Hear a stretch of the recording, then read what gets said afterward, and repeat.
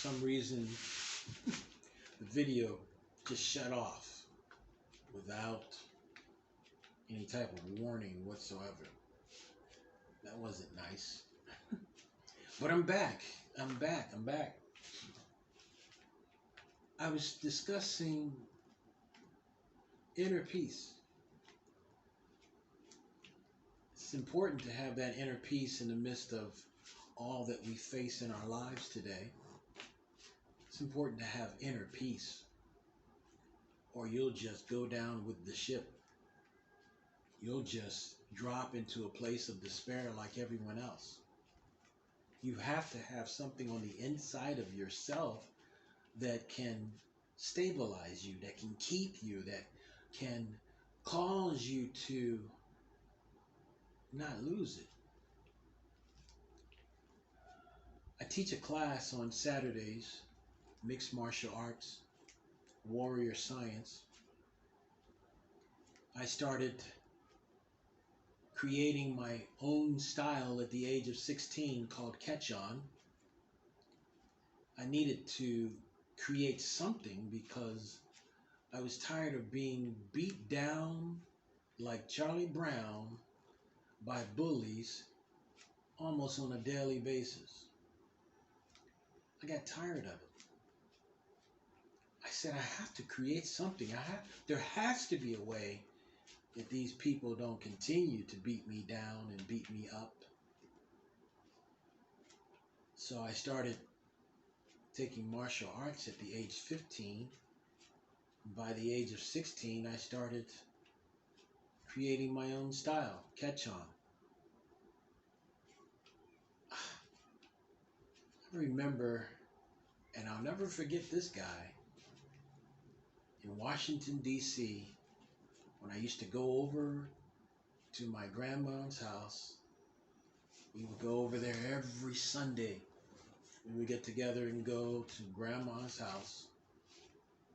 I was living in Maryland at the time, or Maryland, Maryland. And Sundays we would go to grandma's. And Pee-wee would be right there waiting for me. Pee-wee waiting for me. And he would faithfully whoop my behind without fail pretty much every Sunday. I didn't think I had enough tears left in me to cry. Being the oldest child is a very major responsibility. Your younger siblings look up to you for guidance and some type of advice. As a youngster, I wasn't able to give either. My siblings would watch me get my butt kicked. So they knew there was just no hope for them. Your elder brother got beat down. What's going to happen to you? So Pee-wee was something for me to deal with every Sunday.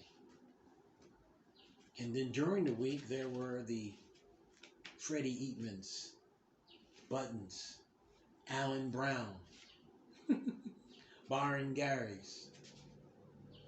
There were those that would somehow find me and make certain that I had a good beat down. Didn't matter if it was publicly or in the privacy of my own home. They didn't have a problem finding me and demonstrating upon me their great power. I was so happy when our new neighbor moved in, Elijah Williams. I was happy when he moved in. It took the focus off of me getting beat down every day to him helping to balance out my pain. I was happy in the beginning, But when I saw how much pain he was going through, I said, damn, I am no longer happy.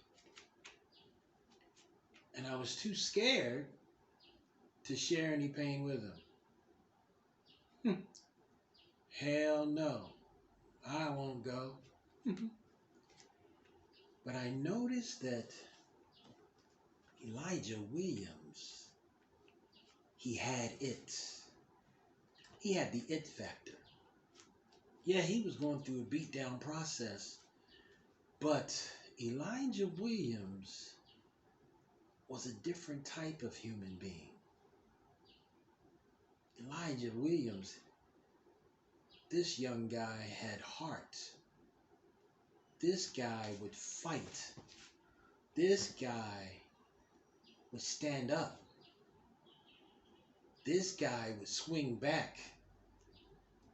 Whereas me, I was just the one that would just take it, get hurt, go home and cry. But no, not Elijah Williams. He would fight. He would give back. Very astonishing young guy. I know him to this day, and I always let him know, Elijah, you changed my life. You transformed my life, because it was in him that I saw this thing called warriorism. Yeah, I'm making up a word. Warriorism. The study of warrior. The study of being a warrior. This warriorism, this part of the chemistry, of the vibration, of the frequency that arises within a person and makes them go to war, was in Elijah. Sometimes I would watch his bouts, his fights from the safety of my own home, looking out the window. My family and I would sit on our couch and we would face the window and watch Elijah Williams survive. Not just one enemy, but sometimes 3, 4 enemies at the same time. He would reach deep inside and this hawkish nature would arise. And he would turn on this level of power that to this day I remember as an adult. I remember the journey of Elijah Williams. In fact, Chauncey and I, my good friend Chauncey and I grew up together. And we would notice people like Elijah Williams. If I mentioned to Chauncey today, hey, remember Elijah Williams? Of course he remembers. Because Chauncey, Elijah Williams, and I grew up together.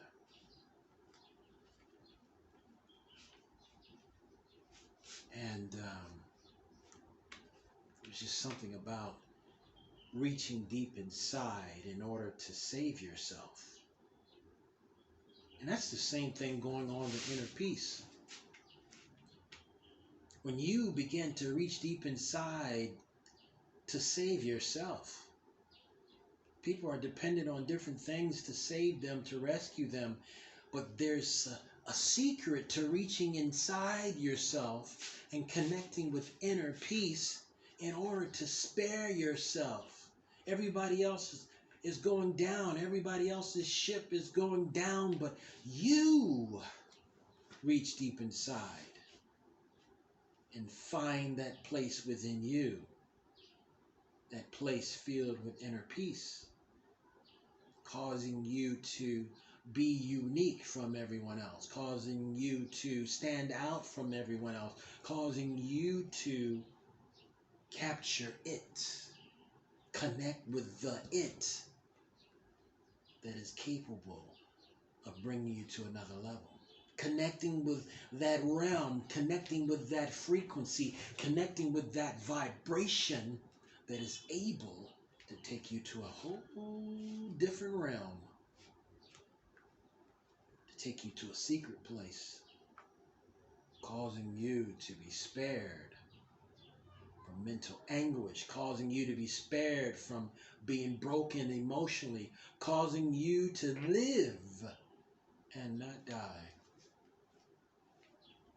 I challenge you today, as I sit here in my easy chair, I'm challenging you, family, friends, loved ones, I'm challenging you to find your place of inner peace within yourself. Sometimes you got to go through hardship in order to get there. Elijah Williams, he went through bouts and bouts and bouts of hardship in order to finally get to a place of inner peace. So indeed, if Elijah can do it, it can be done.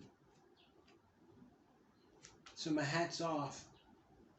Elijah Williams, my hat is off to you. My covering is off to you. Because you taught me something as a young child that I'm using today in my warrior science class called Catch On, that I'm teaching people every Saturday at 2 p.m. I'm able to do it because I connected to who you were as a child. And now I have it. I have the will to go on because of people like you.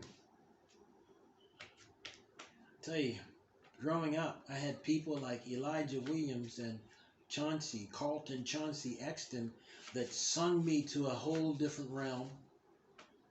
I had people like those two guys that are in our group today, that are amongst us today, that gave me my place of inner peace. Plenty of times I would run to Chauncey's house and run up the hill, Windover Drive. I would run up that hill and just watch him play music. Just being able to run up to Chauncey's house helped me to get away from whatever drama was happening in my own home. I was searching as a child for inner peace. Being teased every day because of my hair. Beady, beady, beady. Going through that process of dealing with those levels of bullies. But I had people. The universe graced me with people. Creator graced me with people. The ancestors graced me with people like Carlton Chauncey Exton, to help me survive. I was graced with people like Elijah A. Williams, I think it's A, Elijah Williams, that encouraged me and inspired me and made me want to live. In the midst of hardship, I was able to live because I had people that helped me, encouraged me, inspired me, motivated me. But in case you don't have that today, get the inner peace within self. Come to the place within yourself that you can survive, that you can run to in the midst of hardship, so that you can go to your next level without delay. So that you can survive all that you're dealing with in your life right now. The world is going crazy. But you can still have peace in the midst of the storm if you can find that place of inner peace within yourself. For me, it was people. But today here in Ghana, Chauncey and Elijah are not here with me except by spirit. They're not here with me. So I have to have that place that I can go within myself to still motivate me, to still encourage me, to still inspire me. So find that place and live. Thank you for listening to me.